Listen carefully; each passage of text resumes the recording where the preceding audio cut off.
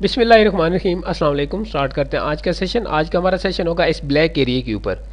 तो इसको यहाँ पर समझने की कोशिश करेंगे।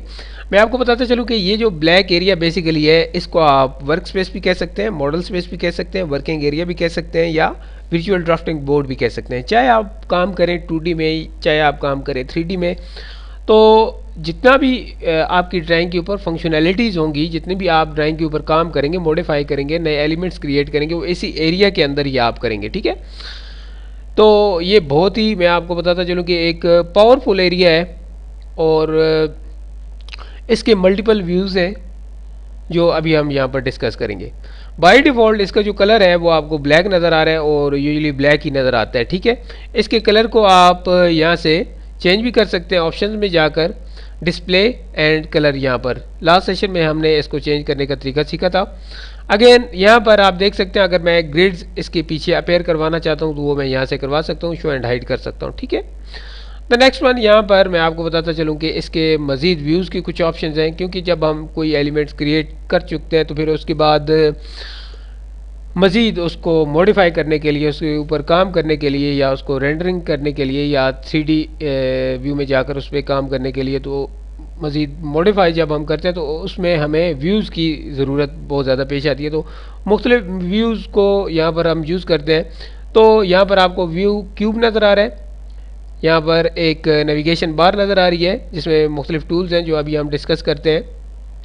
टॉप पे आपको यहाँ पर नज़र आ रहा है क्लोज का बटन, अगेन रिस्टोर डाउन, और यहाँ पर आपको मिनिमाइज़ का, और यहाँ पर आपको एक होम का बटन नज़र आ रहा है। मैं आपको बताता चलूँ कि अगर आपको यहाँ पर ये व्यू क्यूब नज़र ना आ रहा हो, या नेविगेशन पेन जो यहाँ पर नज़र आ रही है, या नेविगेशन बार जिसे आप कहते हैं, अगर ये नज़र ना आ रही हो तो आप व्यू की ऑप्शन में जाएं, और व्यू में यहाँ पर आप देख सकते हैं कि यूज़र इंटरफेस, इसके ऊपर क्लिक करें, और यहाँ पर आप देख सकते हैं कि दोनों चेक में है या नहीं है। ठीक है। अगर मैं शो एंड हाइड करना चाहता हूँ तो मैं यहाँ से दोनों को हाइड कर सकता हूँ।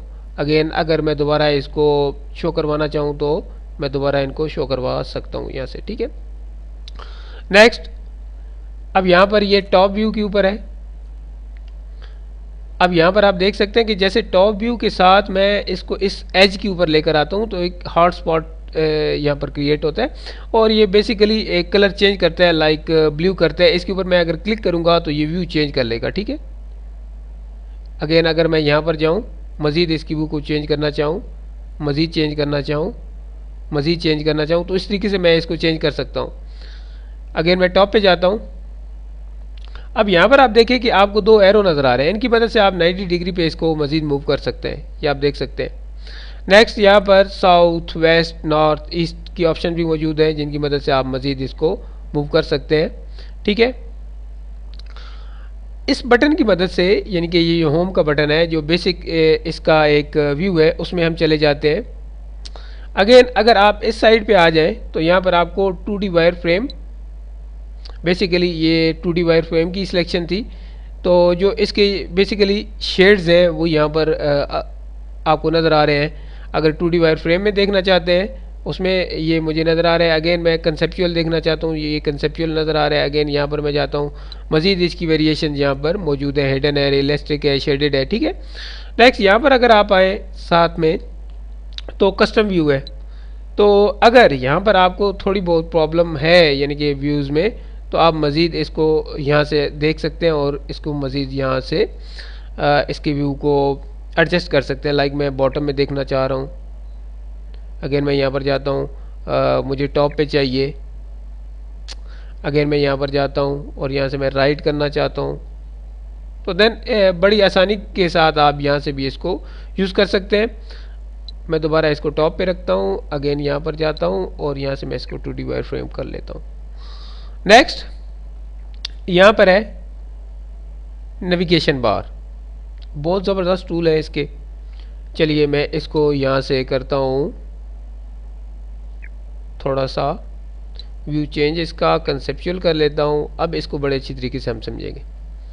लाइक सबसे पहले यहाँ पर है फुल नेविगेशन व्हील, ये लास्ट भी डिस्कस करेंगे। यहाँ पर इसके बाद ये यहाँ पर है पेन, इसको मैंने क्लिक किया, अब एक हैंड की शेप आपको नज़र आ रही है, और मैं अब लेफ़्ट क्लिक करके इसको मूव कर सकता हूँ। तो बेसिकली ये ड्राइंग नहीं, पूरा वर्क स्पेस जो है ना ये मूव हो रहा है। ठीक है, नेक्स्ट यहाँ पर आप देख सकते हैं इससे नीचे यहाँ पर जो जूम एक्सटेंड की ऑप्शन है वो अवेलेबल है, जिसकी मदद से मैं बेसिकली जूम को मैक्सिमम एक्सटेंड कर सकता हूँ। इसके ऊपर मैं क्लिक करता हूँ, ये यहाँ पर अभी मैं क्लिक करूँगा तो आप देख सकते हैं। आपको मैं बताता चलूँ कि अगर जो मेरे माउस का रूलर है इसको मैं मूव करूँगा, इसकी मदद से मैं जूम इन आउट इसे कर सकता हूँ। नेक्स्ट यहाँ पर इससे नीचे आप देखें कि ऑर्बिट की ऑप्शन मौजूद है, ये आप देख सकते हैं। ऑर्बिट की मदद से मैं बड़े अच्छी तरीके से इसे मूव मजीद कर सकता हूँ।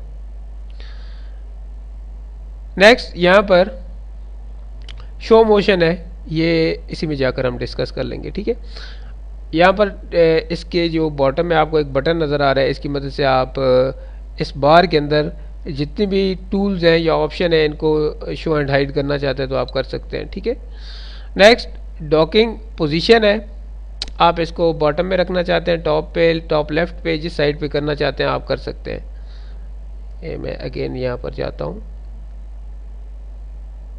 और यहाँ पर मैं इसको राइट पे करता हूँ।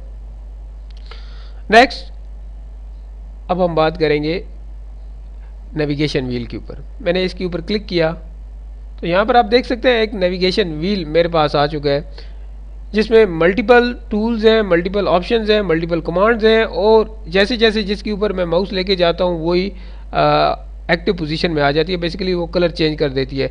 जस्ट इसके ऊपर क्लिक आप करें, जैसे मैंने इसके ऊपर क्लिक किया तो ये आप देख सकते हैं कि क्लिक करने के बाद मैं इसे मज़ीद जूम कर सकता हूँ।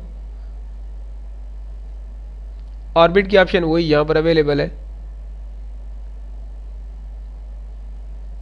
अगेन यहाँ पर देखिए कि पेन, वही पेन जिसकी मदद से मैं जस्ट 1 मिनट, पेन इसे मैं मूव कर सकता हूँ। अगेन यहाँ पर रिवाइंड है,